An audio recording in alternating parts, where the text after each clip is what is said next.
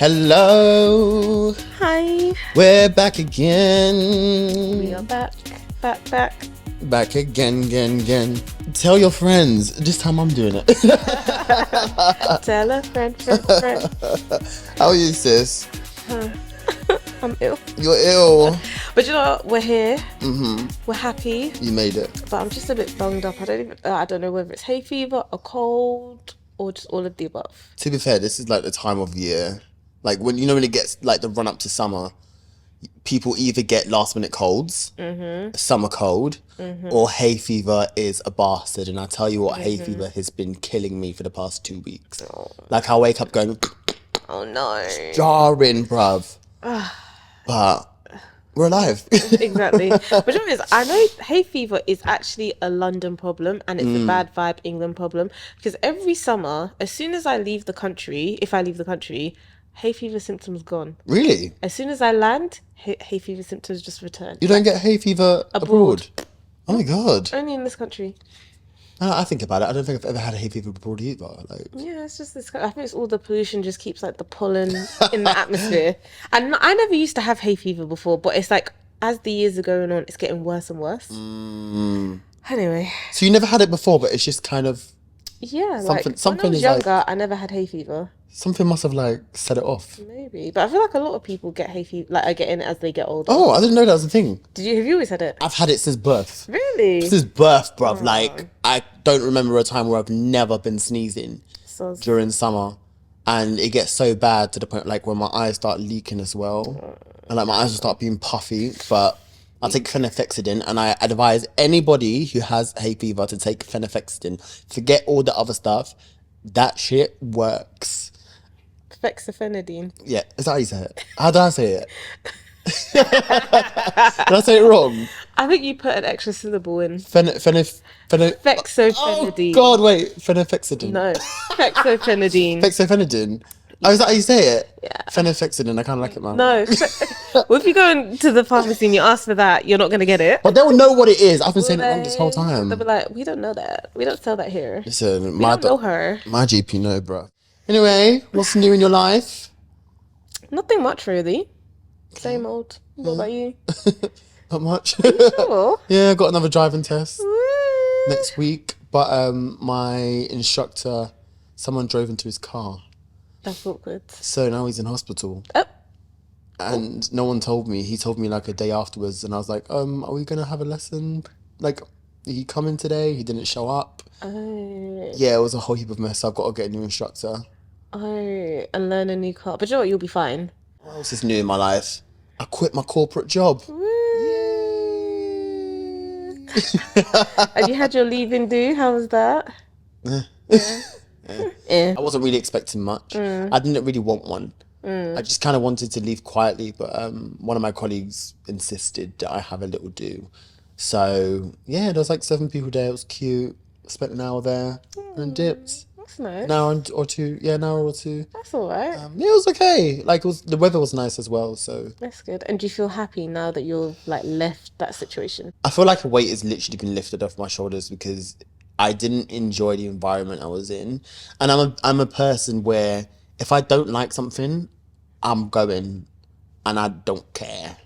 I hear it. I have a month until, I start something else until summertime. So I'm just going to use this month to go back to dance classes, get my fitness right, because my fitness has been shit. But you've been consistent in the gym, though. Yeah, but it's been the past 2 weeks. Oh. I've scoffed dark chocolate biscuits, like 2 packs.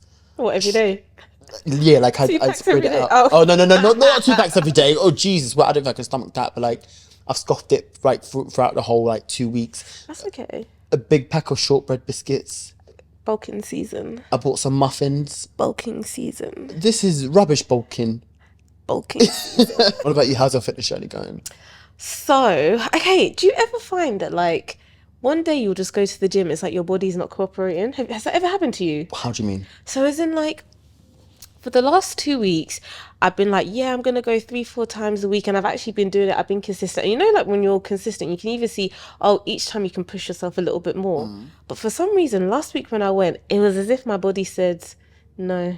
Oh. Like you're just starting. So as in, I tried to do my treadmill, and I have a little program that I do on the treadmill. I normally I'm quite good at it, but it was like I started running, and for some reason I was just out of breath. My body just wouldn't run, and I was like, this is really strange. When was this? This was Monday, Tuesday. So I thought, okay, do you know what? Maybe your body's telling you to rest. So Yeah. I just did Monday, Tuesday this week, and then I haven't done the rest of this week. So I said, let me just rest, and then we'll go again Monday. Maybe you're exhausted, babe. Maybe. When your body tells you when you're exhausted, but sometimes when you do go to the gym and you have been consistently, and you can't do more than what you usually do, sometimes it's like, okay, let me just take a couple of days off, or even a week, and just get back to it. Yeah. But what you also could do is just push through. But it depends on the kind of person you are. I don't mentally I wanted to push through, but my body just wouldn't move. So I was trying to run, and I was like, in the end I was running half my normal speed, and if you see the way I was sweating, I was sweating as if I'd been running a marathon, but it was like, this isn't my speed that I normally do. Oh no. Yeah, so I think my body was just like, sis, you need to rest. This is what happens when you reach your 30s. Ugh. I feel like who's in their 30s? Huh? Who? Me? What? I'm 21, hun. You're forever 21, hun. But the body clock says 21 as well. Okay, so when you hit 21 for the 9th time, yeah, it's really hard to keep up physically with what you used to do before, because we had so much energy. Yeah. And now it's like there's no energy. And I think your body just doesn't respond in the same way. You know when your parents would be like, oh yeah, I get aches and pains. I used to be like, what are you talking about? Sometimes I'd be waking up with aches and pains, for no reason, just aches and pains. I understand now. And I'm just like, where's this coming from? I get pins and needles in my arms every time I sleep. Huh? I don't know. That's what that. You need to get checked out. I can't sleep properly. So do you sleep on your front, on your side? So I sleep like this first. Like a vampire. Because I'm uncomfortable. Wait, huh? So I sleep like this first. With your hands crossed over your chest. Yes, crossed over my chest. And then I turn to the side. Still like this? Yeah. Okay. And so when I'm turned to the side, my arm starts getting pins and needles. So don't sleep like that then. But then every other position is uncomfortable. But just sleep like this. That's so uncomfortable. I still get pins and needles. Or just sleep with your arms by your side. Oh my God, I look like I'm dead. Or sleep with your arms like this. So you're actually That's so weird. What up? No, but so when you're laying down, you're laying into your arms. And lay on your front. Is that what you do? Oh, on your front, so front ways. Okay. I sleep in the fetal position. Oh, so cute. Yeah, like a baby. Oh, because you're still 21. Yeah. So it's giving baby just a baby. I'm just a baby girl. Just a baby. Wow. Why are we here? What are we talking about today? So this week we're talking about guilty pleasures. And I mean, first of all, what even is what do you consider a guilty pleasure? Well, if you said what's your guilty pleasure to someone would probably say Spice Girls. They'll probably say something cheesy. Do you know what I mean? Just the basic cheesy stuff. But we had a conversation, obviously, before we shot this episode in a week. And our version of guilty pleasures is kind of music that is sentimental to us. Yeah, and that people might not necessarily expect you to listen to. And it's just music that has a meaning, maybe is nostalgic, so reminds you of other times. Yeah. So yeah, I think to everyone guilty pleasures means something different, but for us, that's what we're gonna be talking about. Yeah. I'm excited because for example, if I'm hanging out with my friends or my family, I won't put on a certain type of playlist that only I vibe with on my ones. I would have to put something where everyone can enjoy it. Probably something mainstream, generic, something generic, something bait. But I could never put that on around my friends because it's weird. Not because I want my friends, not because my friends will judge me, but it isn't the right vibe. Yeah, it's just you by yourself when you're vibing. That's what you put on, me and myself gonna have a good time. Exactly. Yep. You will sing your different type of music that no one will expect you to sing or even listen to. Yeah. So actually, we were in the car the other day, and I put on a playlist, and you were like, "What the heck?" And I was just there bouncing by myself, and you're like, "What is this?" Oh my gosh, guys! You know what the playlist was called? It was called Topsy's Emo Playlist, and I was flabbergasted. I didn't expect Topsy to listen to such music. And it's not all like, I don't even know why I call it emo playlists, but it's not even emo songs. They are quite emotional. Yeah, I'm not like sitting in the dark, Being like depressed. Yeah, but it's just more like, yeah, like you said, emotional music. Yeah. Should we like give them a few of the songs? Go ahead. If I remember, one of them is Nickelback. Yeah. So we had a bit of Nickelback in there. What else have we got? Evanescence. Oh, we love a bit of Evanescence. Bring Me to Life. That song's iconic. Bit of Linkin Park. Oh. Yeah. Who else have I got on here? I've got Blink 182, All the Small Things. If you don't know, get to know. Like Wheatus, Teenage Dirtbag. But to me, this is just like we said, like nostalgia, like reminds you of just like a different time. Bit of Avril Lavigne.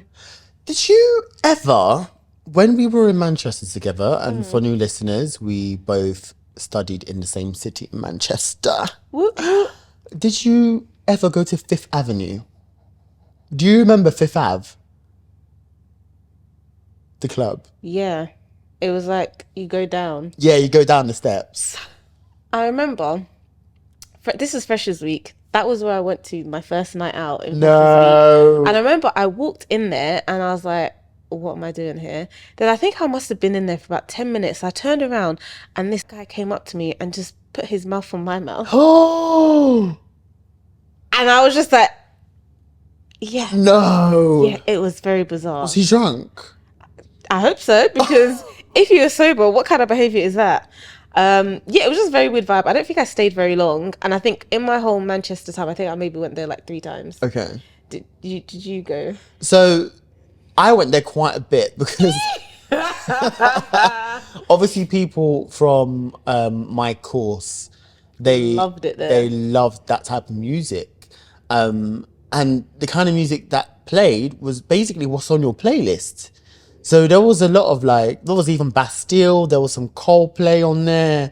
There was a lot of rock, a lot of pop rock or kind of emo music that played. So when we started playing your playlist in the car and I drive back home, it kind of took me there. It's giving Fifth Ave vibes. It's giving Fifth Ave. It's giving, it smells of alcohol on the floor. We're all like post-puberty, horny students. Everyone's kissing everywhere, and it really took me back to a happy time.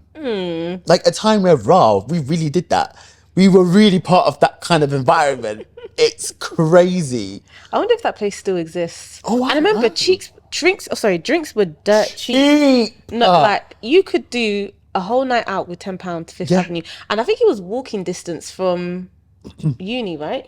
Yeah, I think it was around Oxford Road. Yeah, so you could even walk there. Drinks were probably like £1.50. I remember Jaeger bombs were like a thing back there. Yeah. They do deals as well. Yeah, probably like £1 a Jaeger £1 bomb. for like 3 Jaeger bombs, Yeah. or something like that. Gosh. Yeah, and I think a lot of the reasons why people liked it is because it was one of the clubs that was opened late. Yeah. So I think like even after a night out, you could still go there. Shout out, big up Fifth Avenue. You know, so many memories there. I remember one of my friends actually, and I forgot what song was playing in the background. I totally forgot what song it was. Obviously, it was like something rock. But my friend had just...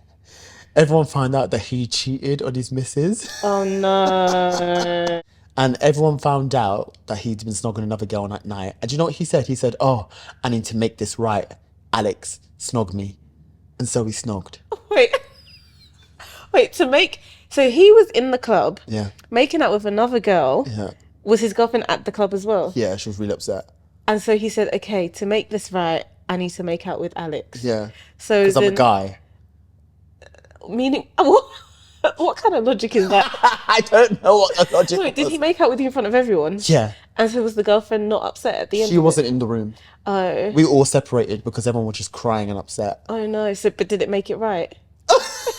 Like, did it work? Well, they never got back together. I know. And that is what Fifth Ave is. Fifth Ave, it just, and the music that was in your playlist, it kind of just brings back such memories. And I can imagine it's the place where, like, the last song is always going to be like Wonderwall. Oh my God, the last song was always Wonderwall. Yeah, I'm having a flashback of like being there, and Wonderwall was the last song. Wonderwall. Honestly, I wish that we saw Oasis at like Glastonbury when they performed, because music like that and just seeing it live is different. Do you remember when we were in Parklife 2016 and we went to the final tent and Bastille Pompeii, is it Pompeii? Is that how you say it? Pompeii was playing.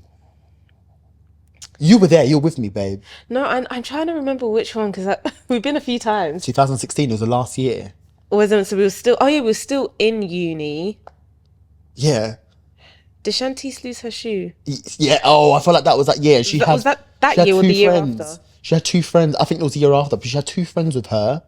One a guy of Asian descent and one white guy. A Scottish guy. Yeah. The Scottish one. Yeah. Was that year? It was that year. Oh. Gosh, what a year that was. That Parklife was a mess, and we lost everyone. Well, everyone left us, and then we found them in the end. It was the Scottish guys. So it was me, you, Jade, Corianne, Shantice, the Scottish guy, the Asian guy, and then we also went with Peter Corriette, Macaulay. Oh yes. So, and then we lost them. And we lost them. They left us at the very end. Yeah, and we saw them at Bastille. And we're all dancing and we're all on each other's shoulders and we're like, and if you close your eyes, does it almost feel like you've been in the tune? Like, and I always think back to moments like that. It's such a release. But I could never play this to imagine playing this at DLT. Everyone would just look at each other like, what? What's going on? Me, I'm singing, I don't care. What the hell's going on? But you know what? I feel like people could. Yeah. If you played it at the right time, people could. People need to relax. Yeah, just let loose, be free. Let loose, man. Have fun. Like, yeah. But I love that you listen to that kind of music anyway. So, Alex, what are some of your guilty pleasures? Do you know what, babes? I love indie music. Why are you giggling? I just want to say something about indie music. No, it's nothing bad. What? So, it's nothing bad. So one day I was talking about indie music with my dad, and then my dad was like, "Oh, you mean Indian music?" I was like, "What?" Uncle. He was like, "Yeah, isn't indie short for indie music?" Uncle. And I was like, "No, it means independent." Oh my gosh. And he was like, "Really?" And I was like, "Yeah." Oh no. That was cute. I don't know what to say. Oh, uncle. That's a very slow moment. But I guess he's not from here, so, and not many people will even know what indie means. Yeah. So what does indie mean, Tops? It means independent. But there's so many different types of independent music. Obviously, when people say indie's independent, it means that you don't have a label behind you. So you're self-releasing your songs, your albums. Basically, yeah. Yeah. But then also, there are people who are signed, but are signed to indie labels, and they are much more smaller labels. Fine. So they're smaller labels that aren't as mainstream, and they cater to a certain type of audience.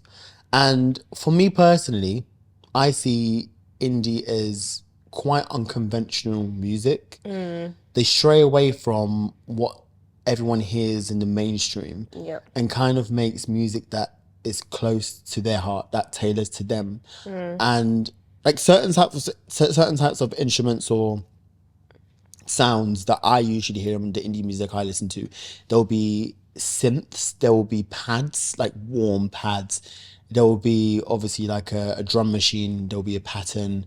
What do you mean by pads? If people don't know what pads are. Oh, but I don't know how to explain pads. They're just very warm.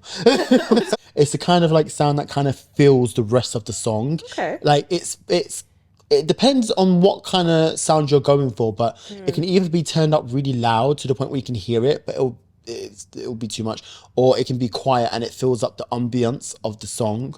And I'll give examples. Listen to Unkind by Kacy Hill, who I'm about to talk about. And in the very beginning, you hear pads. There'll also be, there's different types. Obviously, there's a lot of acoustic instruments in it, a lot of guitars, and Love a guitar. love a good guitar and quite a lot of lo-fi sounds.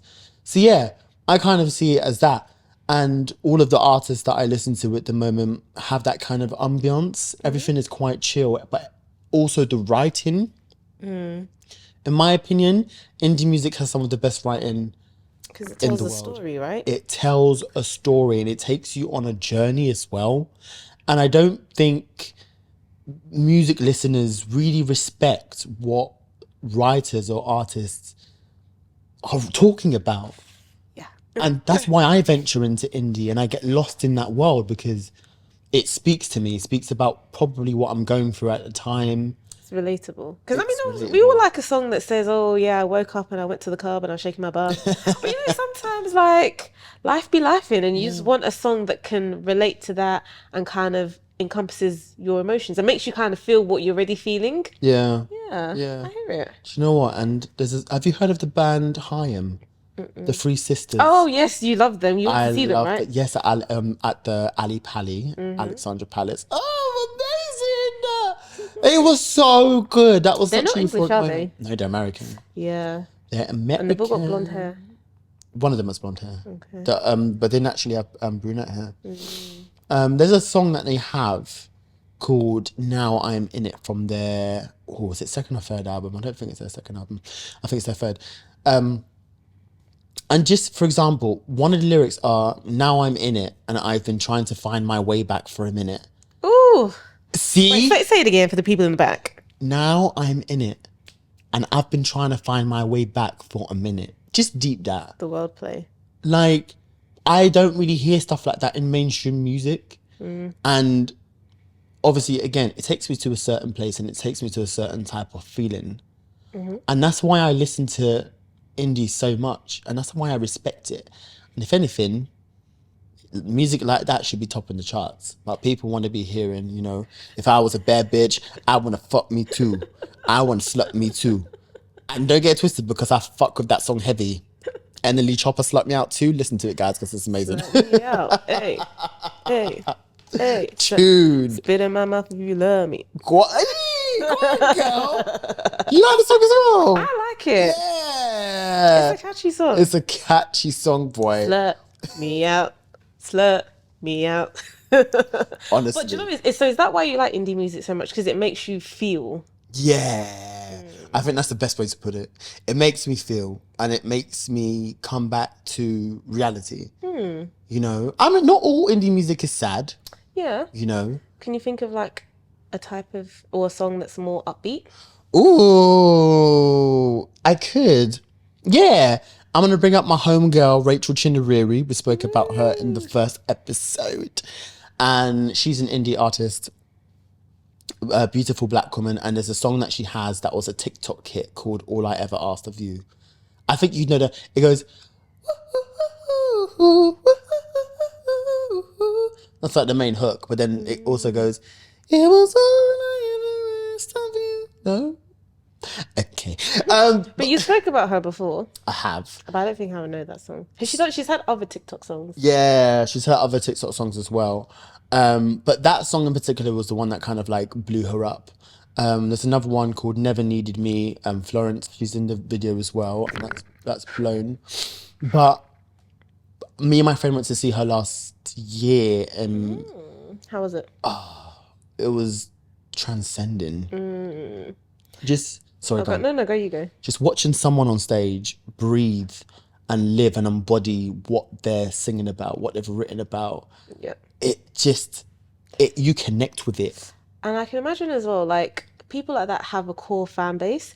So you'll all love the music because it kind of all takes you to... So it's like everybody in the room is all feeling the same kind of emotions. So it's like, ooh, Yeah, literally that. Like, feel it in the atmosphere. oh, me and one of my best friends, we were just sitting there swaying. We met a lot of other people around us, obviously, and we were all we didn't know each other, but we connected on a musical level. on a level where we're here to see and listen to this beautiful piece of music written by a beautiful artist, and that is why I fuck with it so much. Honestly, at my wedding, indie songs will be played, and you guys will just have to deal with it. We spoke a little bit about, obviously, your emo music that you enjoy. What is your other type of guilty pleasure that people don't know or would ever expect you to listen to? So I like country. Ooh. I like a bit of country music. And do you know what? I've been liking country music before Beyonce decided to become Not too much of Beyonce a country now. artist. So, you know, I'm not just saying this because Beyonce's doing it. I've been here before her, okay? Oh, rotted. Yeah. As I said, not too much on Queen Bee. Beehive, don't come for me. One's right here. You know what? I have no problem with Beyonce. I actually like what she's doing. But no, I love country music. I can't remember the first time I heard country music. Actually, no, I can. Dolly Parton. Wow. Yeah. But the first time I kind of heard it and I was like, oh, I kind of like this, was actually, you know, the Nelly and Tim McGraw song, All in My Head. So when I heard that, I was like, oh my God. hang on a second. And those are two artists you never would have put together. At all. No. But that song, it's all in my head. I think about it over and over again. I can't stop thinking of you again. I need her so bad. That's how he sings it. What a tune. Oh my God, you unlocked a core memory there, you know. And then, so again, I like it when country artists kind of collab with other people. So I don't know if you know of Florida Georgia Line. So they've also, listen, Nelly is a country artist at heart. So they've done, I think they've done 2 songs together as well. So catchy. And you'll just be like, wow. Like 2 completely opposite genres, but when they come together, I don't know, it's magic. I wonder where what made him want to just delve into country. But that's where he's from. He's from Nashville. I don't know. Oh, I don't know. But Like he's one from, of those country. Yeah, he's from down south. So he's from Louisville. Is that Louisiana? No, I think the town he's from is Louisville or something like that. Anyway, but he's like, and that's the thing. A lot of these like black artists that do R&B, that do rap, some of them are actually from the South in America. So for them, country music is also what they grew up in. Like, again, not to talk on Beyonce, but I mean, she is from Texas, which is like the Stallions home of the South.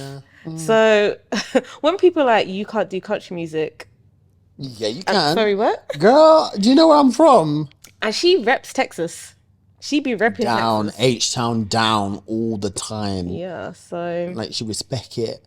That's so interesting. I would have never have had you down as a country girl. Yeah, I don't know. So, you know, the same way you said indie music makes you feel, country music be sad. But, like, in a good way. Like, if you ever listen to a country song, the lyrics take you on a story. Like, sometimes I can almost, like, see the film playing in my head.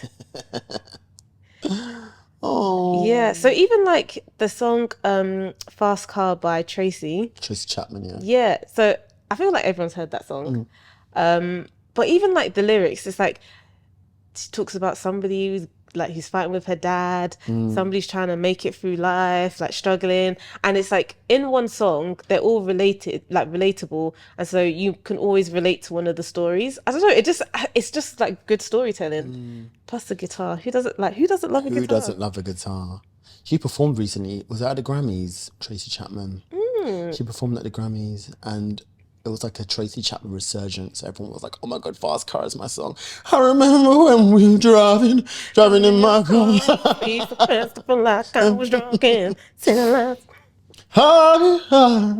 The feeling that I'm alone. Oh, it does make you feel, doesn't it? Could be someone, be someone. Oh, just iconic. See, again, that is quality songwriting in a genre that I guess black people don't really listen to, our community don't really listen to. I don't even think the UK, not even just black people, I don't think UK we listen to country music, do they? I don't see it I don't think we even have our own equivalent. No, we don't, do of we? Country, do we? No. Who would, Kaiser Chiefs? The Script. But they're not country. No, they're not. I don't think we have a British equivalent of country. The bagpipes. Paloma Effect. No, she don't make country. I feel like the bagpipes gives me country music vibes. I've never heard of the bagpipes. No, as in the actual, Scottish, the Scottish yeah. instrument. How does that give you country? It's giving you Scotland country. Yeah, it reminds me of the Highlands. All that noise. Yeah, I don't think we have a British equivalent. We don't, do we? No. But you know what's interesting? So with the whole Beyonce doing country music, like I was listening to like a little thing, and it was basically saying like back in the day before we had visuals, it was just radio. Yeah. And a lot of the country music that people were listening to was actually done by Black people, but because you didn't see their faces, it was acceptable. Then when sort of film and video started coming about, it was like people would either get their songs stolen off them, and so like white people would go and sing it, or they would just say, sorry, we can't play your song on the TV because you black. Yeah, and that happened quite a lot, not even just in country music, but also in original cowboys were black. They weren't white people. And I think it just became glorified in film that cowboys were white, but a cowboy isn't a good thing. They were slaves, you know? So they were looking after the cattle, they were looking after the horses, and rearing them. I wonder when the switch was. Maybe it was in film and TV, When like they westerns. glamorized it. Yeah. And it's quite sad. But one thing that I respect that Beyonce did, because I don't feel like there have been black artists making country music like K. Michelle, Shabuzi, Tanner Adele, who them two are also featured on Cowboy Carter. What Beyonce has done is kind of I wouldn't say taking the power back, but reintroducing it to us. Yes. Because I think the white people be knowing about it, but black people be like, country? So it's saying like, oh guys, hey, there is this genre that you two can also listen to. I feel like Lil Nas X kind of did that. But I think he also went a little bit wayward with I don't think he knew what he was trying to do at the time. And I feel like he really tapped into something. And if he'd kind of stayed on task, but then, I don't know what to say about Lil Nas X. I'm not a fan in general. I've never really liked his music. Fair. I've never really cared for his music. And I don't know what his artistry is. I don't think he knows that either, because he was doing the whole like demonic stuff. Yeah. I honestly think if he stayed in that country lane, because when he did that remix with Billy Ray Cyrus, like, girl, that was good. So I feel like if he kind of stayed in that lane, because it's unique, nobody else is doing it. Like you should have stuck with it. Then you went to all your like, I don't know what he was doing. Tell me what you want. Tell me what you need. I mean, that's a pop. But like, if he started down that lane, I think he really could have been one of the biggest black country artists of today. Yeah, and the fact that Billy Ray Cyrus co-signed you, you're in. Once the Cyrus co-signs you in general, you're in. You're in. Look at what Miley Cyrus and Beyonce, two most wanted, gorgeous song, and it's so interesting hearing them sing together.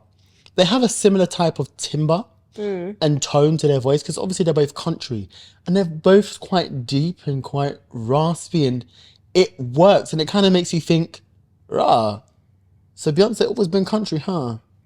She always been country. But then people, I remember she used to say in interviews, people will always frown upon me and the girls, Destiny's Child, being too country. Oh, you too country. Oh, you too southern. You country bumpkin. You country bumpkin and all of that. And so they kind of like got rid of it. Even Kelly Rowland got rid of the twang as well. Yeah, even when they talk, they don't talk with their country slang. Not anymore. They're very like neutral. And they used to do it best back in the day, early days of DC, but now they don't.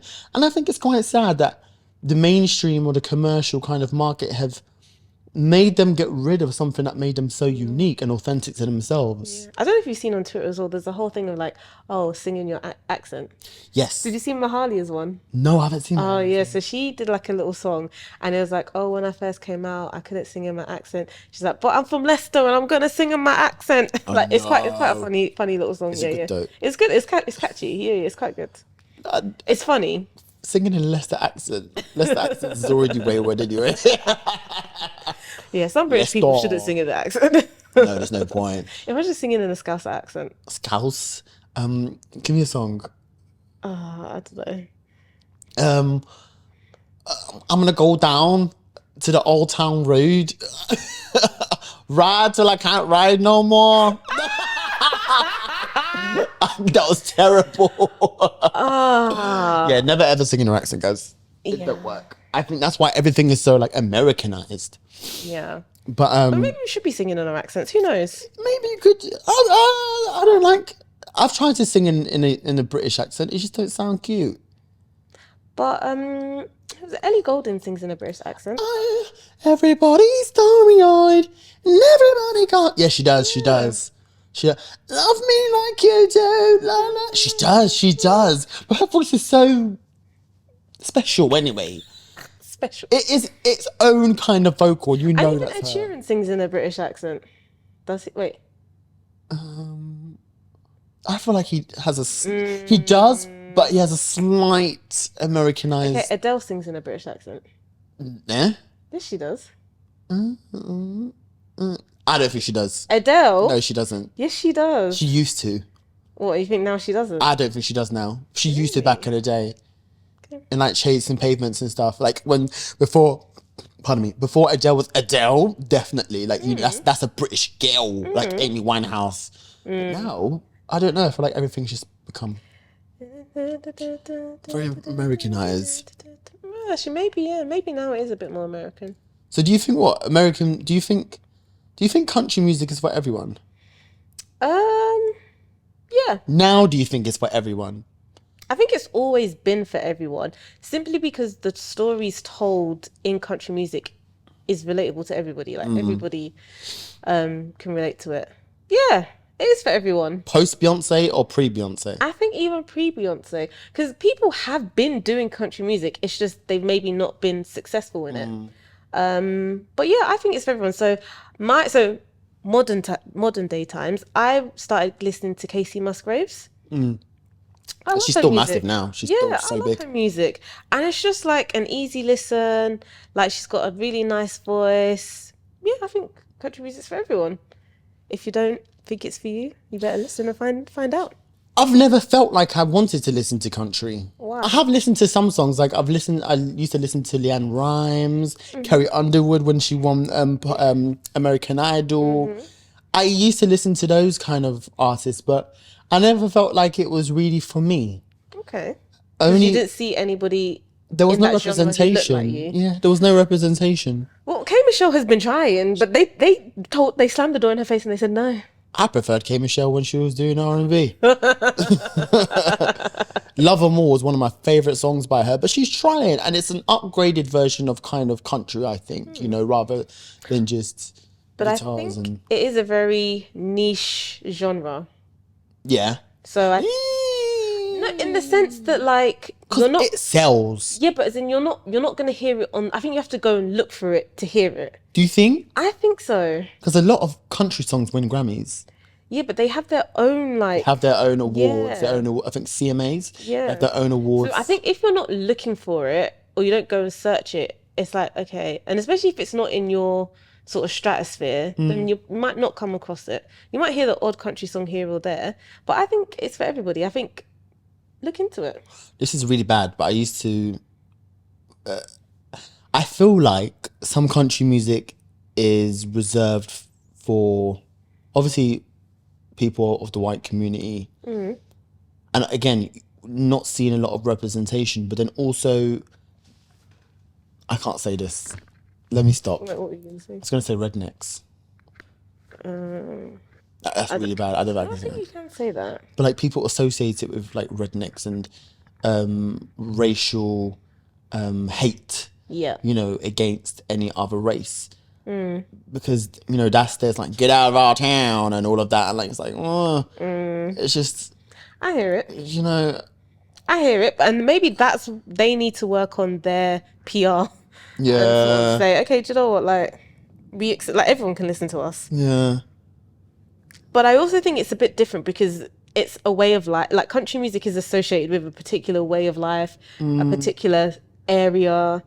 So I think they're quite possessive over that sound. I mean, maybe you're right. Maybe they don't, like, country music isn't really shared. They're not. I don't think they're trying to be global. I feel like in the South, it's a popular genre, and they don't feel like it needs to dominate worldwide. Maybe that's something that but it is worldwide.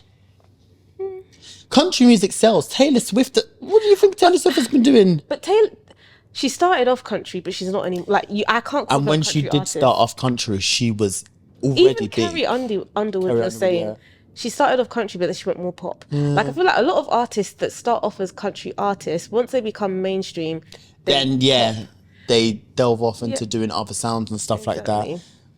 Yeah, no, I hear that. I really, really do hear that. I don't know. I just never feel like country is ever for me. But I now, obviously, because Cowboy Carter's out and there's just so many influences and so many collaborations on that album, I really, really enjoy it. Right. Not just because Beyonce did it. Oh, yeah, actually, it is because Beyonce did it. But what I think she did, again, is she introduced it to people like me. Yeah. So you can now rediscover it for yourself. Exactly, because she grew up on that. Her family grew up on that. Destiny Child grew up on that. So, yeah. And I'm so glad it's mainstream. She's collaborated, even with Miley Cyrus, as I said, Dolly Parton. Jolene. Her Jolene version, like her version of Jolene is amazing. And I think it's incredible. But only Dolly Parton got the credit for it, which I think is the best thing to do. What do you mean? So, the song is rewritten. As in she's changed lyrics in it and stuff? Yeah. Oh, okay. Everything has changed, apart from the Jolene hook. But as in, it's just... written by Dolly Parton. Oh, okay. Yeah. But you know, like, Jolene is so iconic. I don't think you could even try and, like... I mean, to be fair, Beyonce could, if she wanted to, she could have co-written by Dolly Parton or written by Beyonce. But I feel like it's appropriate to just give the homage back. I feel like Dolly Parton said, you can use my song, but I'm not the only person getting the credit for it. Do you think Dolly Parton said that? No, but because no one else can really take that song. Dolly Parton, like, so many people have rewritten Jolene, re-recorded it, but I think Dolly Parton has always said, I want Beyonce to sing it. So, Alex, I actually want to ask you a question. So, say I'm a person and I've never listened to indie music before, and I want to listen to indie music. Who would you recommend, and what song would you recommend for me to listen to as an intro? Well, we'll check my phone, but it's recording.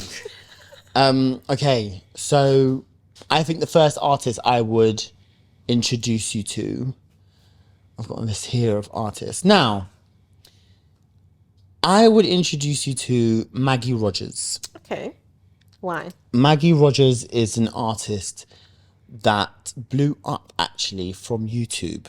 She went to a music school in America. Or was it Canada? One of the two. And Pharrell turned up to do a masterclass. Oh, sick. And I hope maybe you've seen it if I carry on speaking about it. So for each student had the opportunity to play a song that they've been creating to Pharrell. Every student who played a song got critiqued, obviously in good light, in good faith. When she played her song, Pharrell was literally shocked. Throughout the whole video, if you watch it, because you can see his reactions, he's like, this is dope. He finds it fascinating. And when the song finished, the song is called Alaska, by the way. When the song finished, he said, I have no notes. Oh. Everything is authentic to you. Love it. So ever since then, she's now releasing her third album. Alaska is one of the biggest singles that everyone knows her for. And her first album in general, Heard It From a Past Life. Oh, just a beautiful, beautiful body of work with different sounds. And it really, her writing really speaks to you. The videos that she made for the songs are so euphoric, so joyous, but also so pensive. One of my favorite songs that I'd introduce you to from Maggie Rogers is called Falling Water. Okay. There's a tempo change halfway through the song, and it's like a part 2 to the song, and it really takes you on a journey. There's other songs like Light On, which is an incredible song as well. So I would introduce you to Maggie Rogers if you want an indie kind of sound. And other artists, that I've already spoken about. Kacy Hill, one of my favorite artists. I found her out from during lockdown, actually, where she was featured on one of Travis Scott's songs, 90210. That's what people know her from. Mm-hmm. But a song I'd make you listen to first is Unkind. I played a bit in the beginning just before we started recording this. And yeah, Unkind is a brilliant song. And it's also simple, sweet and smiling, a different kind of shift in sound as well. So yeah, those are the two main ones. There's Rachel Chinariri that I've spoken about. There's a duo called Ida that I've seen 3 times now.